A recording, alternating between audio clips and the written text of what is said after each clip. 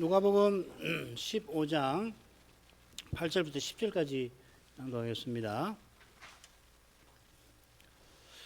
어느 여자가 10드라크마가 있는데 하나를 잃으면 등불을 켜고 집을 쓸며 찾도록 부지런히 찾지 아니하겠느냐. 또 찾은즉 벗과 이웃을 불러 모으고 말하되 나와 함께 즐기자. 이런 드라크마를 찾았노라 하리라. 내가 너희에게 이르노니 이와 같이 죄인 하나가 회개하면 하나님의 사자들 앞에 기쁨이 되느니라.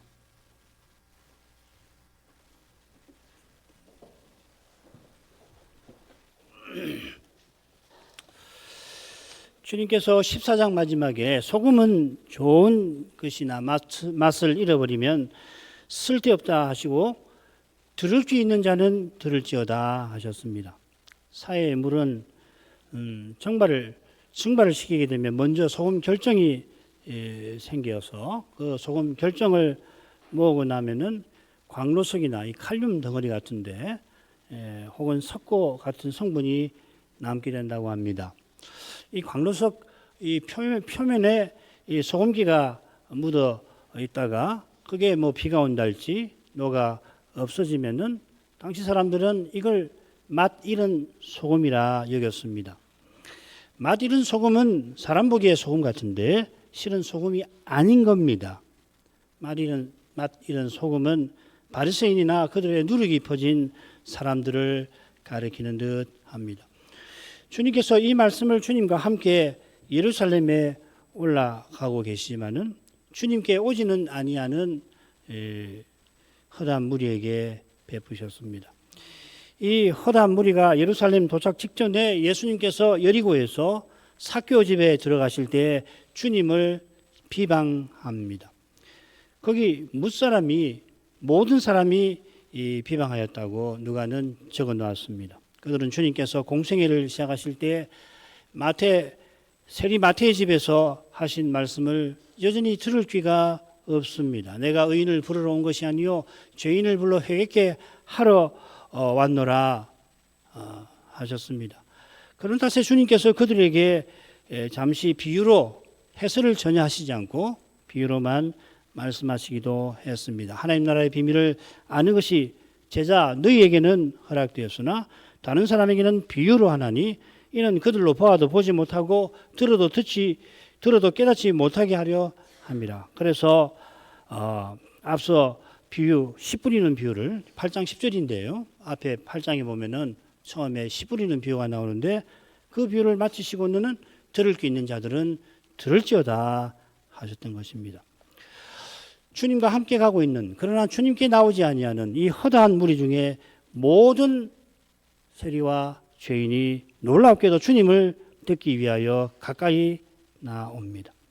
모든 세리와 죄인이 주님의 말씀을 듣고자 나온 이 사실은 그들보다 몇 배, 몇십 배, 그보다도 더 많은 무리가 주님을 환호하나 환영하지 아니하는 사실에 대조를 이룹니다. 참고로 당시 세리는 전체 인구의 1% 정도 되었다고 합니다. 그러면 이제 잃어버린 하나, 나머지 99 상당히 근거가 되는데 확실치는 않습니다. 아무튼 참고할 만한 내용이죠. 많은 무리가 언론 봐서 바리새인보다 나아 보입니다만은 그런 그들이 불과 얼마 후에 한 달 후가 될지 세리와 죄인을 주님께서 영접하고 식사하시는 것을 비방하는 바리새인과 똑같이 비방합니다. 똑같은 낱말이 이 15장 2절과 19장 7절 딱 두 번 나오는데 여기 기록되었습니다. 이런 배경에서 주님께서 잃어버린 양의 비유에서 언급하신 회개할 것 없는 의인 99이 누군지 살필 만합니다. 바리새인이 스스로 회개할 것 없는 의인이라 여겼다 하는 것을 주님의 비유 18장에 나오는 비유에서 생생히 확인할 수 있지만 일찍이 세례 요한과 또 주님께서 그들을 독사의 자식 외식하는 자라 부르시기도 하셨습니다. 이런 시점이죠. 그들의 외식은 자기 의를 세우려고 하나님의 의를 복종치 아니하는 겁니다. 그들의 외식은 특히 자기 또 똑같은 죄를 범하고도 같은 죄 범한 사람들을 비판하는 데서 드러납니다. 로마서 2장이 특별히 그렇죠. 주님께서 하신 산상보훈 마태복음 7장 처음도 바로 그 내용이죠. 주님께서는 바리새인의 외식을 그들의 누룩이다 고도하십니다. 바리새인의 누룩 곧 외식을 주의하라. 이 말씀하실 때 물이 수만 명이 모여 서로 밟힐 만큼 되었는데 12장 1절 먼저 제자들에게 바리새인의 누룩 외식을 주의하라 하셨습니다. 이는 외식하는 바리새인처럼 사람의 영광을 추구하지 말라고 단단히 막으신 겁니다. 언약의 나라에서 회개할 것 없는 의인으로 자처하는 것만큼 하나님의 영광을 가르는 일이 또 어디 있겠습니까? 그러나 누구든지 스스로는 바리새인처럼 되지 않을 재간이 없습니다. 이런 태도를 일러서 신학에서는 자력구원이라 부르는 겁니다. 한 훌륭한 신학자는 모든 종교는 근본적으로 자력구원을 추구하는 반면에 자기는 오직 기독교만이 자력구원을 고백한다고 그렇게 믿노라 하였습니다. 이사야가 여호와의 종의 노래에서 노래한 것, 우리는 다 양 같아서 그릇 행하여 교훈한 것처럼 바리새인만 아니라 모든 사람이 길 잃은 양인 것입니다. 그러므로 잃어버린 양의 비유에서 죄인 하나가 회개하면 하신 것은 목자께서 나의 잃은 양을 찾았노라 하신 그것입니다. 길 잃은 양이 용케 잃은 길을 찾아가지고 돌아왔다 아니지요. 탕자가 뉘우쳐 집에 돌아온 것도 구주께서 하늘아버지께서 길 잃은 그를 찾아내신 것입니다. 사람은 양이 아니라 이성과 의지가 있어서 죄를 깨닫고 뉘우쳐 돌이킵니다만 그의 회개는 목자가 그릇 행한 길 잃은 양을 찾듯이 하나님께서 하신 일이지 사람이 이룬 게 결코 아닙니다. 바울사도도 믿음을 똑같이 교훈합니다. 누구든지 주의 이름을 부르는 자는 구원을 얻으리라 하고서 그러면 어떻게 사람이 주의 이름을 부르게 되는지를 이어서 이렇게 설명하는 것입니다. 그런즉 그들이 믿지 아니하는 일을 어찌 부르리요? 듣지도 못한 일을 어찌 믿으리요? 전파하는 자가 없이 어찌 들으리요? 보내심을 받지 아니하였으면 어찌 전파하리요? 기록된 바 아름답다 좋은 소식을 전하는 자들의 발이여 함과 같으니라. 그러나 그들이 다 복음을 순종하지 아니하였도다. 이사야가 이르되 주여 우리가 전한 것을 누가 믿었나이까 하였으니 그러므로 믿음은 들음에서 나며 들음은 그리스도의 말씀으로 말미암았느니라.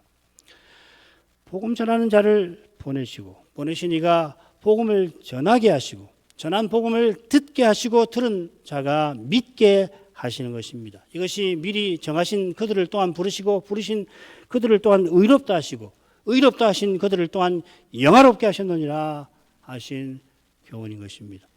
이 구원의 교훈들은 궁극적으로 자기 아들을 아끼지 않고 우리 모든 사람을 위하여 내어주신 사랑하시는 하나님에게서 시작되는 것입니다. 이 거룩한 사랑이 비유에 나오는 기쁨과 주인의 즐거움과 하늘의 기쁨의 원천이기도 합니다. 5절은 동사고 7절은 그 동사의 명사입니다. 주인의 즐거움과 하늘의 기쁨이 결국 같습니다. 양을 찾은 주인은 집에 돌아와서 벗과 이웃을 불러 모으고 함께 즐거워합니다. 이 비유가 넉절인데 즐거워한다는 것이 3번이나 나옵니다. 주님이 즐거움을 강조하시는 의중을 다 헤아리기는 힘듭니다만은 비방하는 원망하는 바리새인의 세계가 주님이 세우시는 하나님 나라와 얼마나 다른지를 이로써 드러내려 하는 것 같습니다. 하나님 나라 기독교는 기쁨의 종교입니다. 참된 기쁨의 종교, 영원한 즐거움의 종교입니다. 지나치게 심각하면 문제가 있는 거예요. 하나님 나라는 하나님께서 기뻐하시는 뜻이 이루어지는 나라이니 기쁠 수밖에요. 그 뜻은 무엇보다 죄인이 회개하여 하나님께로 돌이키는 데 있고 나아가 하나님을 가까이하며 향하게 하는 데에 있습니다. 바로 여기에 하늘의 기쁨이 있습니다. 하나님을 가까이하고 향하는 거기에 참된 기쁨이 있습니다. 그처럼 하나님을 가까이하는 참된 예배가 하늘의 기쁨이 임하는 그 현장인 것입니다. 두 번째 비유로 가죠. 어느 여자가 12드라크마가 있는데 하나를 잃으면 등불을 켜고 집을 쓸며 찾도록 부지런히 찾지 아니하겠느냐. 또 찾은 즉 벗과 이웃을 불러 모으고 말하되 나와 함께 즐기자. 잃은 드라크마를 찾았노라 하리라. 내가 너희에게 이르노니 이와 같이 죄인 하나가 회개하면 하나님의 사자들 앞에 기쁨이 되느니라. 이번에는 주님께서 어느 여자가 10드라크마가 있는 현실을 들어 비유를 베푸십니다. 여기 이 또 찾은 즉 벗과 이웃이라고 했는데 이 다 여성형입니다. 앞에서는 남성형으로 되어 있어요. 주인의 친구들, 주인의 이웃들이고 여기서는 이 여인의 이 벗, 친구, 여성이고요. 당연히 이웃도 옆집 여인들 이야기를 하는 겁니다. 요점이 뭐냐면 어떤 특정한 현실을 들어서 이 비유를 말씀하신다 하는 여인의 어떤 현실을. 그래서 이 여인은 누굴까? 농사집 이 여인일 것이고 10드라크마는 그 집안이 한 주나 두 주, 한두 주 생계비로 생각됩니다. 이 드라크마는 데나리온과 값어치가 같아요. 이 데나리온은 노동자 일당이지요. 주님께서 말씀하신 시대에는 이걸 드라크마라고 불렀는데 누가가 복음서를 쓸 때는 드라크마를 더 이상 쓰지 않고 데나리온을 쓴 것입니다. 그래서 이 드라크마는 신약 성경에 이 비유에만 2번 나오고 다른 데는 데나리온이라고 나옵니다. 자, 이건 누가가 비유를 사도들에게 직접 듣고 썼다 하는 방증이 되겠죠, 그죠? 사도들이 드라크마라고 하니까 여기서 드라크마를 썼습니다. 데나리온이라고 할 수 있겠지만은 이 비유는 앞선 이 잃어버린 양의 비유와 여러 점에서 비교가 됩니다. 도표를 만들어 봤는데요. 뭐 어렵지 않습니다. 비유의 주인공은 한 남자, 한 여자. 주인공의 소유물은 양 100마리와 10드라크마. 잃어버린 건 양 1마리, 1드라크마. 찾은 후 주인의 활동은 똑같은데 성별이 다릅니다. 비유의 교훈, 회개한 한 죄인을 인한 하늘에서의 기쁨. 특별히 여기는 비교가 되어 있죠, 그죠? 이 점이 이제 주목할 점입니다. 회개할 것 없는 의인 99을 인하여 기뻐하는 것보다 더하다. 여기서는 이 드라크마 비유에서는 그거 없지요. 비교가 없습니다. 그냥 회개한 한 죄인을 인하여 하나님의 사절 앞에서 회개한 한 죄인이 하나님의 사절들 앞에서 기쁨이 된다. 이게 아주 중요한 차이점입니다. 어떻게 하다 보니까 그 부분도 내가 쓰지를 않았는데 좀 이따 말씀드리죠. 비슷한 점도 있고 다른 점도 있죠. 비유의 교훈은 아주 비슷하고 물론 비유의 주인공이 자기 소유물의 일부를 잃었다가 다시 찾는 것도 똑같습니다. 같은 동사가 계속 쓰입니다. 잃었다, 찾는다는 이 동사가 세 비유에 똑같이 나옵니다. 찾은 다음에 벗과 이웃을 불러 함께 즐거워하는 것 똑같습니다. 한 마리 잃은 양을 찾아 나선 남자도 잃은 은전을 찾기 위해 애쓰는 여자도 잃은 것을 실로 귀히 여기는 점에서 전혀 다르지 않습니다. 그처럼 양 한 마리와 은전 1드라크마 둘 다 똑같이 회개한 한 죄인입니다. 그런데 한 남자에게 양 한 마리가 갖는 가치와 한 여자에게 은전 1드라크마가 갖는 가치가 객관적으로나 특별히 심적으로나 같지 않습니다. 객관적 경제적 가치에서 양 한 마리는 은전 한 마리보다 훨씬 비싸죠. 제가 미처 조사해보지 않은데 굉장히 비쌀 겁니다. 그러나 이 비유에서 아마 수십 배 되지 않을까 싶어요. 여인에게 한 드라크마는 가정 살림의 측면에서 매우 중요합니다. 한 드라크마를 잃어버리면 이 많은 식구가 하루를 굶어야 합니다. 우리는 다 핵가족 사니까 가족하면 많아야 뭐 5, 4, 뭐 이런 정도 아니에요. 그때는 가족하면은 기본적으로 10명, 20명 이렇게 되는 겁니다. 확대 가족이라고 그러죠. 많은 식구가 하루를 굶어야 합니다. 여인의 남편이나 여인이 속한 대가족의 가장이 양 100마리를 소유한 부자라면은 드라크마 하나 잃은 것이 뭐 큰 문제가 되질 않을 겁니다. 그리고 뭐 그 부인이 10드라크마 가지고 생활을 그 생계를 유지하지 않겠지요. 한 드라크마를 잃은 여인이 그것을 찾으려고 얼마나 애쓰는지를 고려하면 그걸 제가 설명을 다 못 해드리는데 비유를 보면 그렇죠, 그죠? 그게 동전이 떨어져 가지고 이 틈 사이에 들어가 있었던 것 같아요. 우리 같이 뭐 창문이 유리로 돼 있고 전기를 쓸 수 있는 환경이 아니니까 캄캄하지요. 불을 켜고 그냥 샅샅이 찾는 거예요. 하나를 찾을 때까지. 그걸 고려하면 한 드라크마는 이 여인에게 매우 귀한 겁니다. 주님께서 천국을 교훈하실 때에 한 번은 한 여인이 누룩을 반죽 덩이에 넣어 전체를 부풀게 하는 일에 비유를 하셨던 것처럼 지금은 한 여인이 생계비 중에 일부를 잃었다가 다시 찾는 일에 비유하십니다. 이런 한 드라크마가 여인이 살림하는데 얼마나 중요한가, 이 점에 비추어서 우리가 이 교훈을 살펴야 할 겁니다. 앞서 말씀드린 것처럼 이 양은 한 마리와 99마리가 대조가 계속되고 있는데, 여기서는 잃어버린 한 드라크마하고 남은 9 드라크마를 비교를 하진 않아요. 그죠? 전혀 그런 비교가 나오질 않는 점이 큰 차이점입니다. 주님께서 잃었다가 다시 찾은 은전도 잃어버린 양처럼 회개한 한 주인이라 해설하십니다마는, 은전 비유에서는 회개한 주인이 하나님 나라에서 얼마나 귀한 존재인가를 강조하시는 것 같습니다. 한 드라크마를 잃어버린 결과 많은 식구가 하루를 굶는다면 평범한 가정의 생계를 책임진 그 여인이 얼마나 괴로워하고 슬퍼하겠습니까? 주님은 여인의 이런 슬픔을 평범한 여인이 가질 수 있는 그런 슬픔을 헤아리시면서 죄인 하나가 회개하는 일이 주님 나라에서 얼마나 즐거운 일인가를 교훈하십니다. 특별히 회개한 한 죄인이 얼마나 주님 나라에서 고귀한 존재인가를 주님께서는 비방하는 바리새인과 서기관들에게, 세리나 죄인들을 인간 취급하지 않고 멸시하는 그런 자들에게 일러주려 하십니다. 신자 한 사람 한 사람이 주님 나라에서 얼마나 고귀한지 주님이 십자가를 보면 늘 환히 드러납니다. 바울은 주님의 십자가를 교훈하면서 하나님께서 자기 아들을 아끼지 않고 내어주셨다고 합니다.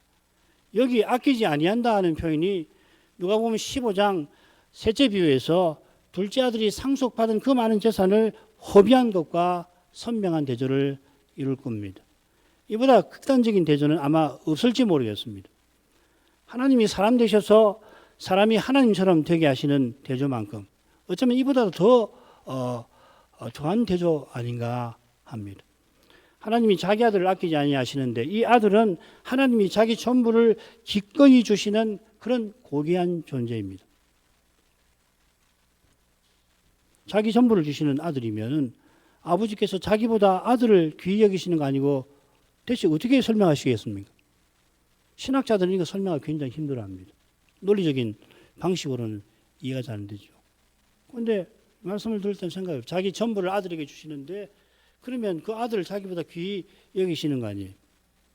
이게 하나님 나라죠, 그렇죠? 장차 천국 잔치에서 주인이 우리를 섬기시지 않습니까? 그러니까 하나님 안에도, 삼위 안에도 그런 관계가 있는 거예요. 이게 관계입니다. 삼위 하나님 안에 있는 그 관계가 참된 관계고, 인간관계가 제대로 되려면 삼위의 관계를 본받아야 하고, 삼위의 관계를 본받기 위해서는 아버지가 아들을 아끼지 않고 아들이 우리를 위해서 자기 목숨을 버리시기까지 하시는 그 사랑을 깨달아야 된다는 겁니다. 기독교는 삼위일체를 믿는 종교예요.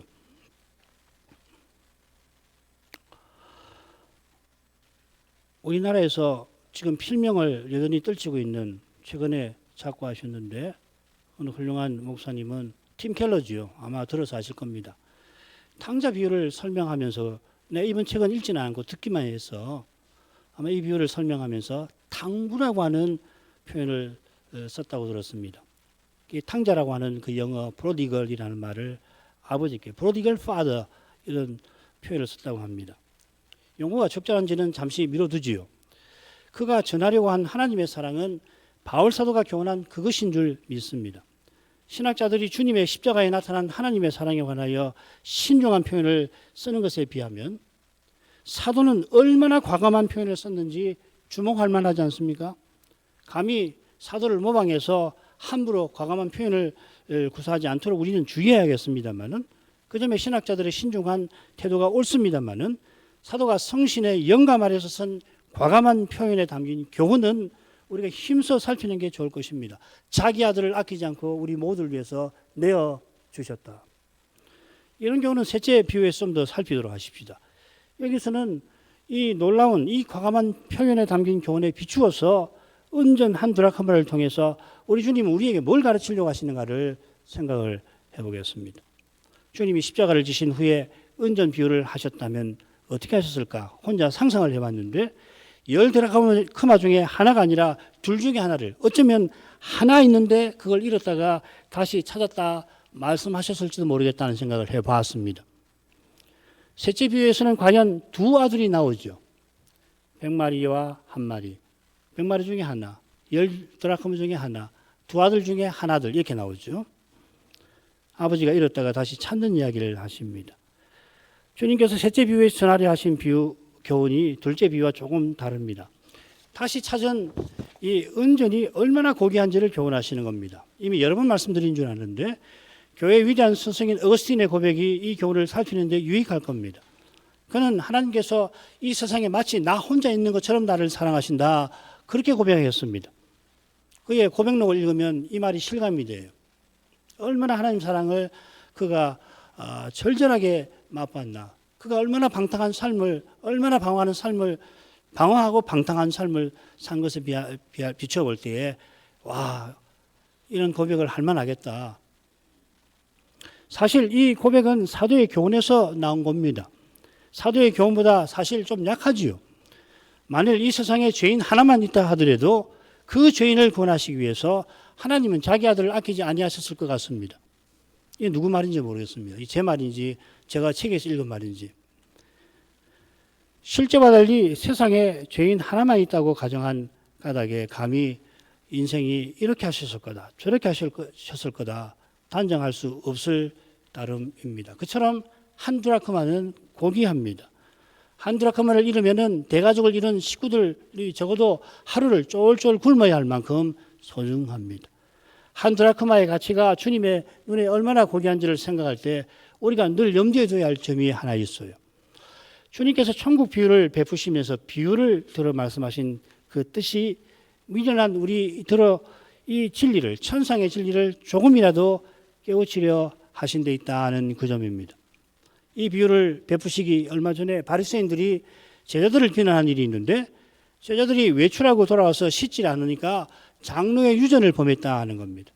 주님께서 정결법전에 정신을 놓친 바리새인들의 누룩을 지적하시려고 입에 들어가는 것이 사람을 더럽게 하는 것이 아니라 입에서 나오는 그것이 사람을 더럽게 하는 것이니라, 이렇게 비유를 말씀을 하셨죠. 이 말씀을 들은 제자들이 베드로를 앞세워 가지고 늘 그러니까 베드로, 당신이 우리를 대신해서 여쭤보시오. 이 비유를 우리에게 설명해 주십시오. 부탁하게 하지 않았습니까? 그러자 주님께서 너희도 아직까지 깨달음이 없느냐, 이런 비유를 듣고서 뭔 말인지 아직도 모른단 말이냐 하시고 풀어주시고 깨닫게 해주셨는데, 그것이 없으면, 주님께서 해주시는 일이 없이는, 성신이 깨닫게 해주시지 않으면은 비유만 아니라 수정 같은 맑은 교훈도, 하나님이 자기 아들을 아끼지 않고 우리 모두를 위해서 내어주셨다, 이런 교훈도 우리 인생에게는 닫혀 있습니다. 그냥 그런가 보다, 그랬는가 보다, 그렇게 하기 얼마나 쉬워요? 세상에 그런 말씀이 어디고 그런 사랑이 어디 있습니까? 더욱이 십자가와 부활 이전이라, 심지어 재림 이전이라 주님은 천국을 비유하실 때 미련한 우리가 그래도 알아들을 만한 방식을, 특히 비유를 드신 것입니다. 물론 비유로만 말씀하셔서 깨달아 돌이키지 못하게 하시는 그런 저주의 측면도 있습니다만은 들을 길을 주신 제자들에게는 늘 해설을 붙여서 알아듣게 하셨습니다. 비유는 천국의 교훈을 담는데, 그 다음 언약 백성의 일상에서 흔한 일들을 이야기합니다. 중요한 것은 그저 사람의 일상만 아니라 언약 백성의 일상과 관련된 이야기라 하는 이 점을 꼭 염두에 두시면 좋겠습니다. 씨 뿌리는 일이 한국에도 있죠. 그러나 씨 뿌리는 방식이 언약의 땅은 다릅니다. 그처럼 언약의 땅은 그저 개인의 재산이나 소유가 아니라 언약을 이루는 기업이죠. 고대 근동 문화에 비추어서 비유를 살피면 뭐 필시 도움이 될 겁니다. 고대 근동에서는 이런 일을 이렇게 한다 저렇게 한다 뭐 도움이 되겠지요. 그러나 근동 문화는 신앙상 구약 종교와 전혀 다르다고 하는 이 점을 늘 주의를 해야 하는 겁니다. 고대 근동에서 이랬으니까 그걸 가져와가지고 비유의 뜻은 이렇다. 학자들이 잘하는 짓인데 어림없는 이야기예요. 그러니까 여러분들 읽으실 때 일상생활을 들어서 이 비유를 이야기하시는데 언약 백성의 일상이라고 하는 그 점을 꼭 염두에 두고 보시면 좋겠습니다. 입에 들어가는 것이 정하다 하신 것은 레위기의 정결법을 떠나서 그저 사람이 먹는 건 좋다 그렇게 해석하면 주님의 교훈을 받는데 충분치 못하겠죠. 충분은커녕 받지 못할 공산이 큽니다.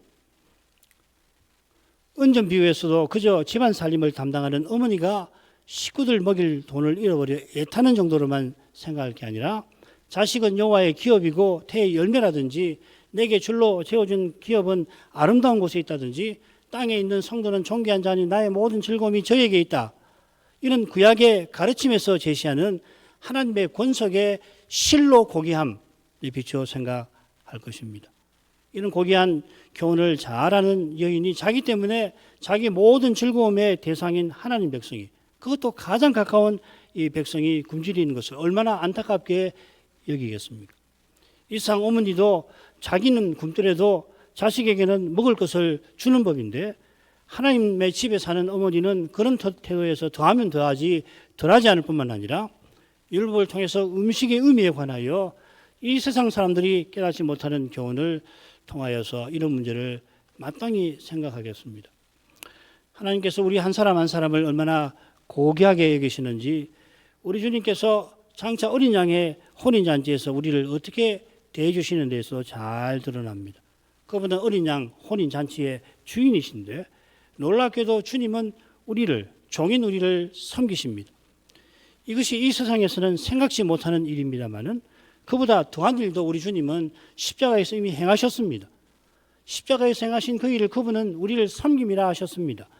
마가복음 10장 45절 인자가 온 것은 섬김을 받으려 함이 아니라 도리어 섬기려 하고 자기 목숨을 많은 사람의 대속물로 주려 함이니라. 주님은 자기 목숨을 우리에게 주셨습니다. 우리에게 주셨다고 할 때 주신 목숨을 받은 우리의 수만큼 쪼개서 생각하지 말 것입니다. 무엇보다 이 목숨은 우리가 받을 자격이 전혀 없는 거 아닙니까?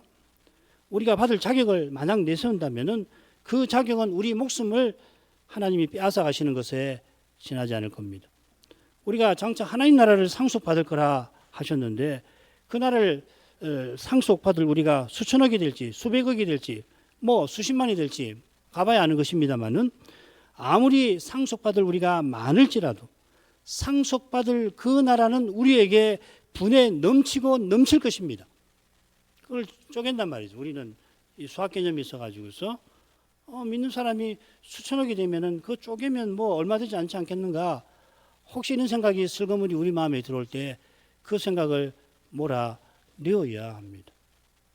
은혜를 깨닫는 거, 하나님 사랑을 맛보는 것하고 딱 붙어 있는 건데요. 하나님 사랑과 은혜를 참으로 맛본 사람은 그런 생각 전혀 못하죠. 다 죽어가는 사람에게 정말 먹을 거 하나를 주면은 그걸 먹고 기사회생하면 그 사람은 그 얻어먹은 이 음식이 떡 한 덩이, 밥 한 공기라도 그게 얼마나 귀하게 여기겠습니까? 더구나 하나님 나라를 주겠다 하시는데 그 수학 계산하고 앉아 있으면은 그게 될 법이나 합니까마는 우리가 미련해서 그렇게 해요. 우리가요.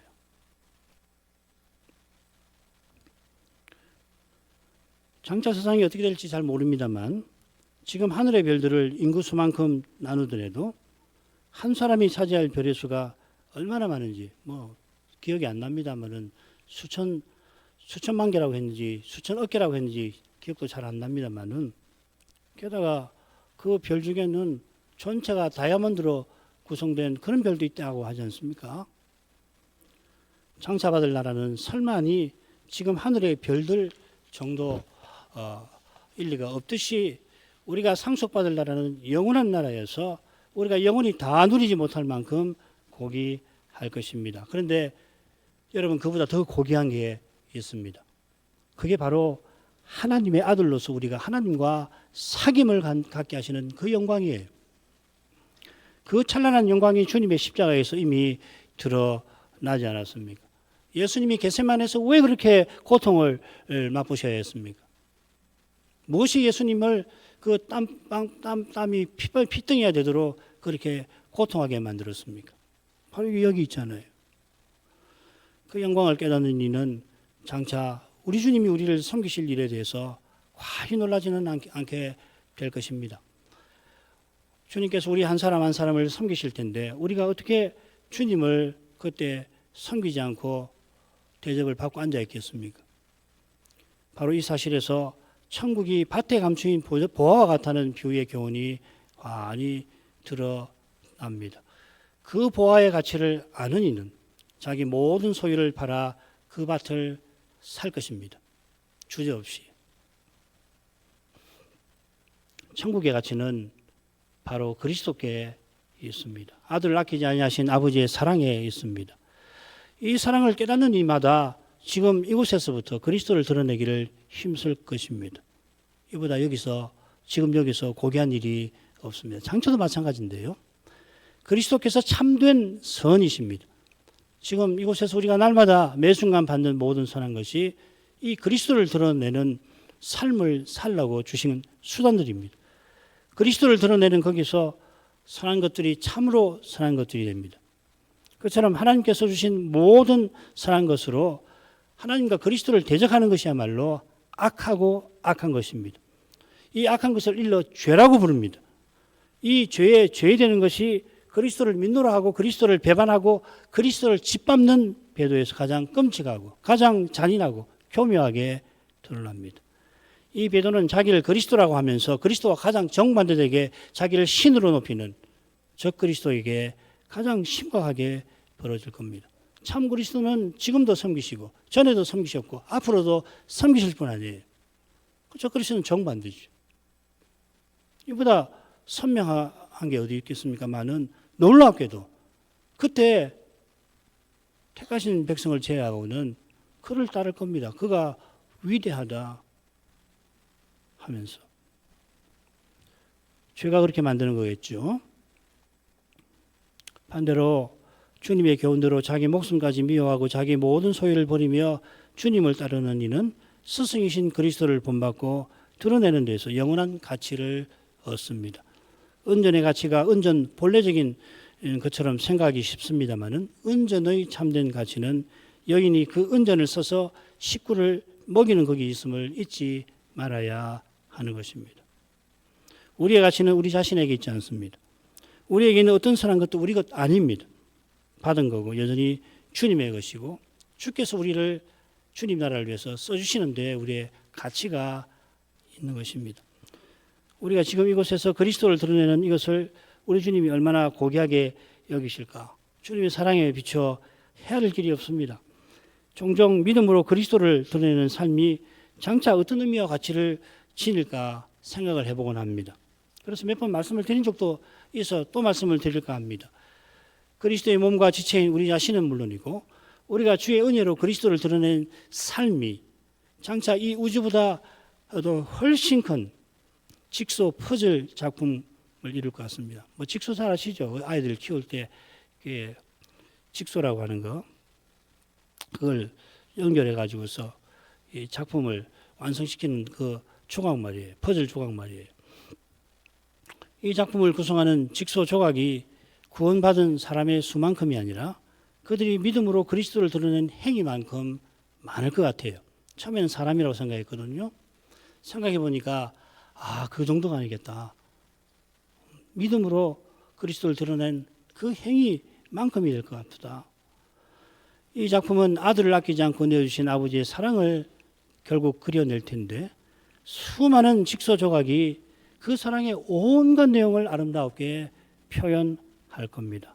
아마 실로 놀라운 사실이 있을 것 같은데 먼지만큼 작은 조각 하나인데 그걸 살짝 뺐더니 그 사랑의 아름다움이 순식간에 어두워지게 될 것 같습니다.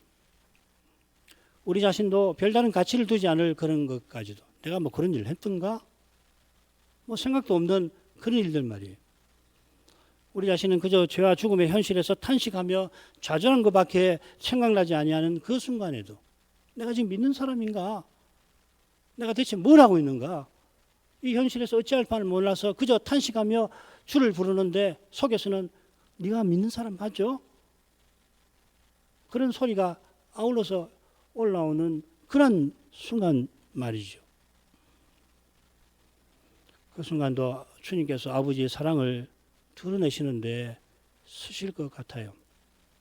홀로 외딴 방에서 그리스도를 의지하며 괴로워하면서 탄식하는 그 기도들이 성신 안에서 아버지께 지금 이 순간에도 올라가고 있을 것입니다. 온 세상에서. 아버지께서 그 기도를 얼마나 귀히 여기시는지 들으시고 약속하신 대로 이 순간에도 그 뜻을 이루고 계실 것입니다. 기도하겠습니다. 거룩하신 아버지, 예수님께서 잃어버린 은전의 비유를 통해서 하나님이 그리스도 안에서 우리 각각을 얼마나 귀히 대해 주시는지 교훈해 주셔서 감사합니다. 얼마나 귀히 여기시는지 어떤 표현으로도 어떤 해설로도 담아내지 못할 만큼 하나님 사랑은 거룩하십니다. 그 거룩한 사랑을 성심께서 복음의 말씀을 통해서 늘 맛보게 하심으로 어떠한 현실에 처하였을지라도 그 사랑을 힘입어서 낙심하지 말고 산소망 가운데에서 늘 살아갈 수 있게 해주시옵소서. 이 사랑이 실은 날마다 온갖 선한 것들을 통하여서 신비하게는 고난받는 그 악한 현실을 통해서도 우리에게 환히 드러납니다. 인생은 얼마나 미련한지요. 거기서 벗어나게 하시는 은혜를 이제도 구합니다. 예수님 이름으로 기도합니다. 아멘.